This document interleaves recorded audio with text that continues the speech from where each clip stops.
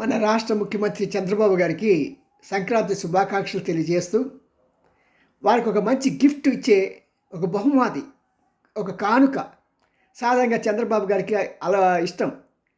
క్రిస్టియన్స్కి Christmas gift, ముస్లిమ్స్కి మరో gift, Sankranti పండుగకి హిందువులకి సంక్రాంతి గిఫ్టు. మరి గిఫ్ట్ మేము అంతా తీసుకుంటున్నాం కదా, అన్ని వర్గాలు. మేము కూడా మీకు ఒక గిఫ్ట్ ఇద్దాం అనుకుంటున్నాం. మీరైతే ఫిజికల్గా ఇస్తారు, మేమైతే ఆలోచనలో ఇద్దాం అనుకుంటున్నాం. మీకు అభ్యంతరం లేదు కదా? అదేంటంటే చాలా కాలం నుంచి హౌస్ ట్యాక్స్లు వసూలు చేయకుండా అలాగ ఉండిపోయి వడ్డీలు పోతూ కలిపి కట్టాలంటే కట్టలేని పరిస్థితులు ఉన్నాయి.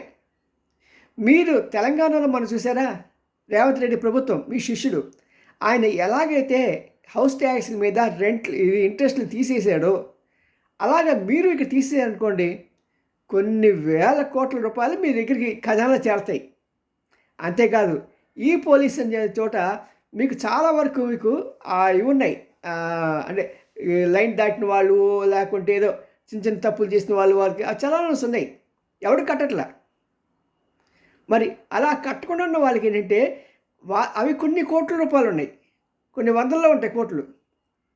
మరి ఆ డబ్బులు కూడా రావాలంటే మీరు ఒక్కసారి ఒక టైం ఇచ్చి, టైం పీరియడ్లో మేము 50% రిడక్షన్ ఇచ్చేస్తున్నాము, మీరు వెంటనే కట్టేయండి, లేకుంటే ఆ తేదీ తర్వాత మేము బాగా సీరియస్గా చెక్ చేసి మేము మీ దగ్గర పూర్వపు అమౌంట్ ఎంత ఇవ్వాలో దాని మీద మళ్ళీ 50% వేస్తాము అని ఒక ప్రకటన చేయండి సార్. రాష్ట్రానికి ఎంత డబ్బు వస్తుందో డబ్బు సంక్రాంతికి ప్రజలకి, రైతులకి ఎలా డబ్బులు వస్తున్నాయో రాష్ట్ర ప్రభుత్వానికి కూడా చంద్రబాబు గారి ద్వారా ఈ యొక్క ఆలోచన ద్వారా డబ్బులు వచ్చి పోలవరం ప్రాజెక్టు, అమరావతి నిర్మాణం, అటుపక్క విశాఖపట్నం ఇవన్నీ డెవలప్ చేయడానికి మంచి ఆస్కారం, అవకాశం దొరుకుతుంది. మరి ఈ ఐడియా మీకు నచ్చితే ఇంప్లిమెంట్ చేయండి. అదేవిధంగా మీరేమనుకుంటున్నారు, ఇది మంచి ఐడియానా? ఏదైనా సరే మీరు కామెంట్లో తెలియచేయండి. మీరు కూడా ఇలాంటి ఆలోచనల్ని 10 మందికి పంచుకోండి.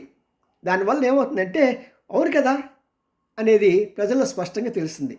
CM Ramji, senior journalist, Gudiganti TV9. Bye.